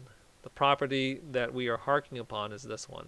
So if we have log base b of a plus log base b of c, since those two bases match up, we can consolidate into one log base b of argument number 1 times argument number 2. That's the property we are referencing. And we're going to apply it to this one. So just multiply this argument to this argument. This should be a familiar face. That's just a difference of 2 squares. So follow the algorithm. We're going to get x squared minus 9 as the argument for log base 2. G of x. So we haven't done the problem just yet. So there it is. Let's rename and swap.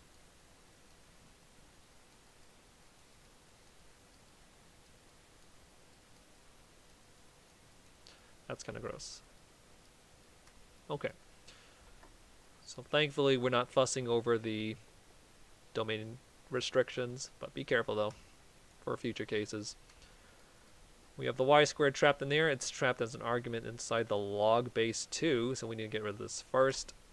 So we shall, you know it, exponentiate. Cancel, cancel. Copy paste. Solving for y squared plus 9 plus 9.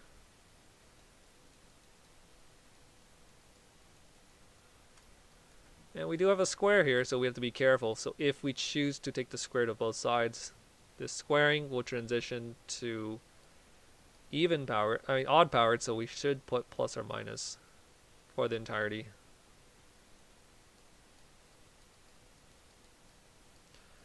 And that should be it, but let's be sure to rephrase this. So y is equal to g inverse. G inverse of x is equal to plus or minus. We should probably do a small domain check.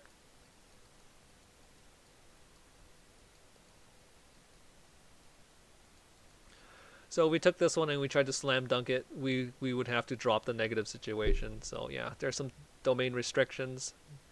I think this fails vertical line test, so I think we do have to drop one of these ones. So because we're trying to keep this as a function, I think we need to drop one of those. I think we drop the negative one. So I'm pretty sure this is correct, but I'm not a real mathematician. So this one should be good enough for our purposes. And let's just leave it at that. Because that's not the main emphasis of this set. I guess I shouldn't have written that problem, right? Alright. We are breaching the end. Only 3 more problems. And now we have an h of x. And that is going to be equal to square root of 5 minus natural log of x cubed.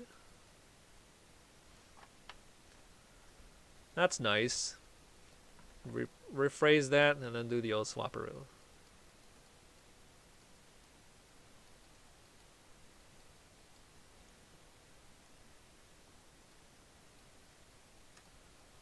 There we go. We need to solve for the y. This is the quote-unquote outermost thing, so we'll just apply squaring to both sides. So we're going to get x squared is equal to 5 minus natural log of y cubed. Bear in mind, this whole thing, for domain restrictions, it should be positive, but ignoring it for now. Here we are. Standard trick. We're going to swap those two.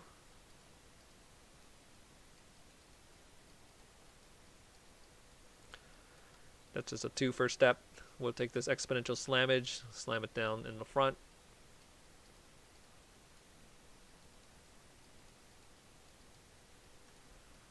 And then we can multiply both sides by 1/3 to clear the coefficient.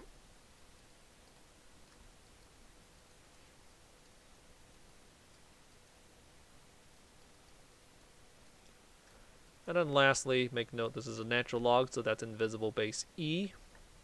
So exponentiate that whole thing will be the power for e, and this whole thing will be the whole power for e. So this cancels with that, freeing the y. And copy paste the entirety of the right hand side. E to the power of 5/3 minus x squared over 3. Go back to h, I think is h inverse. Yep. So we have h inverse of x, and that is equal to this nastiness.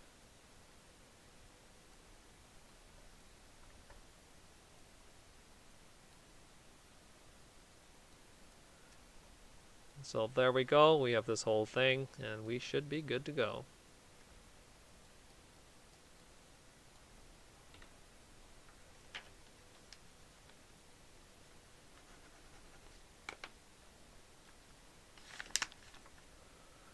That was h.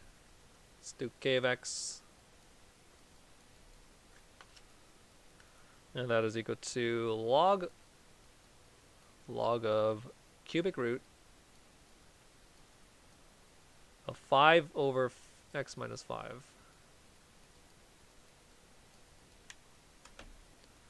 So make note that this entire thing is the argument for the log function.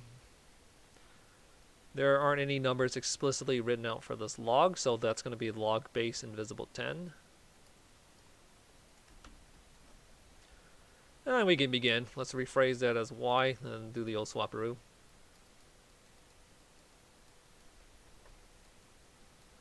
So we have log of cubic root of 5 over y minus 5. Alright, so again, invisible base 10, we're going to exponentiate to this whole thing, exponent for 10, this whole thing, exponent for 10. So that will cancel with that one. So we have 10 to the power of x is equal to cubic root of that nonsense. Alright. And we can cube both sides to undo this one, so that's what we're going to do. So apply cube to both sides, so cube left hand side. That's just distributive property. We could multiply that 3 to that x. That's part of the exponential distribution property, so this is what happened. Apply the cube, and then distribution property, that one. Then cubing is the inverse of the cubic root, so those two negate each other, leaving us with just a 5 over y minus 5.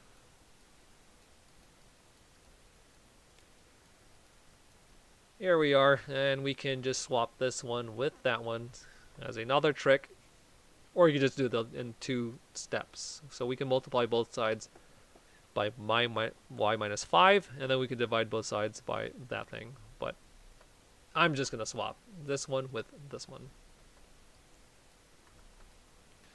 So y minus 5 is equal to 5 over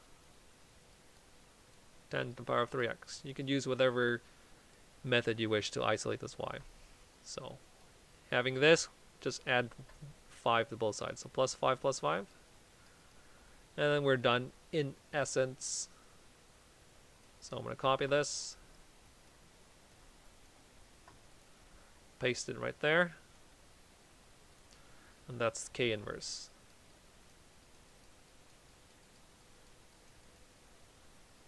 And we should be good to go. There it is.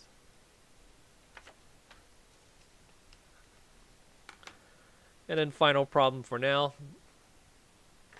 That was K of X. Let's do Q of X. And we have cubic root of kind of a funny looking 3 to the power of log base 2 of x cubed. So, looks kind of weird, but we can do it just one step at a time. The x is buried way right there. It's trapped within a cube, trapped within a log, trapped within a cubic root. So, fun times. Let's rephrase this. Do the old swaparoo. One layer at a time, of course. If you get good with layers, it's going to be pretty conducive for calculus chain rule type nonsense. So there we are. Learn to see the layers. We have this one as the outermost layer. And this one's second, third, and then fourth. Or if we distribute this one, we could also do that. Alright. So we have our work cut out for us. Again, outermost layer is the cubic root, so we're going to apply cube to both sides. So distribute the cube. And then this one will negate that one. So no plus minus shenanigans because we're not transitioning to even from odd to even powered exponents. Fun fact, we could take that 3 and exponentially slam it down in the front if we so choose. I'm going to do that.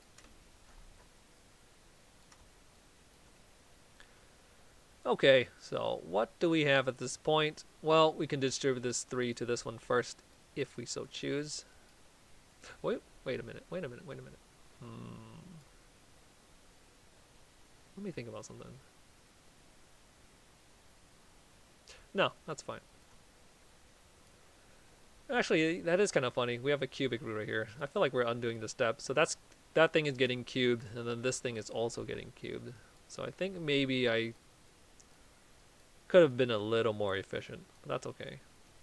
So we're going to move this one as an exponent on the outside because we can multiply in any order we wish for these exponents since this one is just the base 3. So that's what we have. And then since this is cube here and then this is cube there, we could just, again, this kind of seems like we unnecessarily did a few steps, but that's okay. So this one undoes this. This one undoes this one.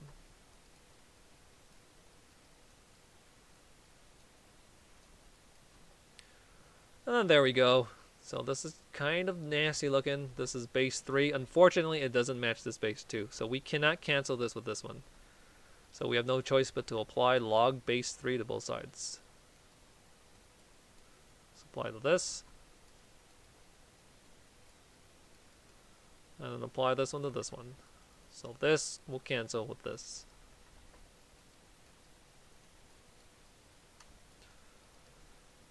We're almost done with the situation. We have the y still trapped as an argument for log base 2. So, you know, same drill. This is base log base 2. So, exponentiating by choosing base 2. Base 2. That one will cancel with this one, freeing the y. We're dealing with q of x. So, rename that as q inverse of x is equal to that.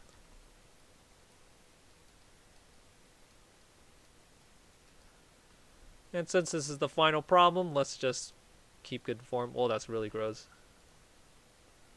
Let's just take that one and then we're going to slam dunk that one into the forwards function. So I'm going to copy this.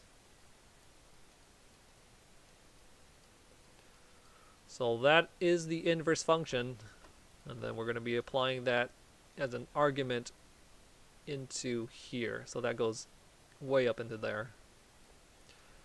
It's going to be kind of gross. So that small part is that one.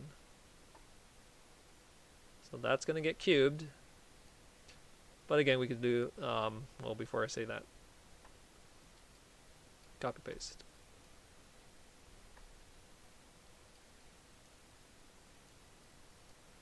That one non-coincidentally matches this one.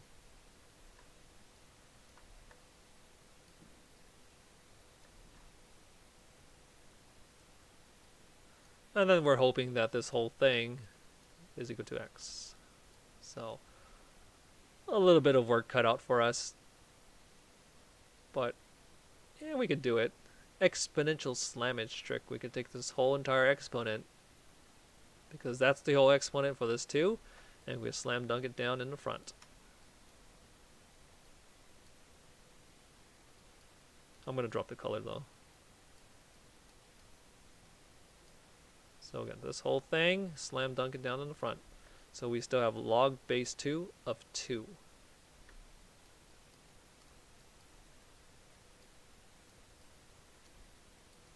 And this whole thing is still inside the cubic root.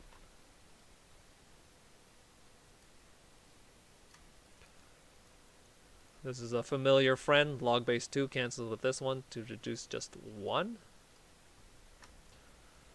And more shenanigans. We could take this exponent, slam it down in the front. That one goes here.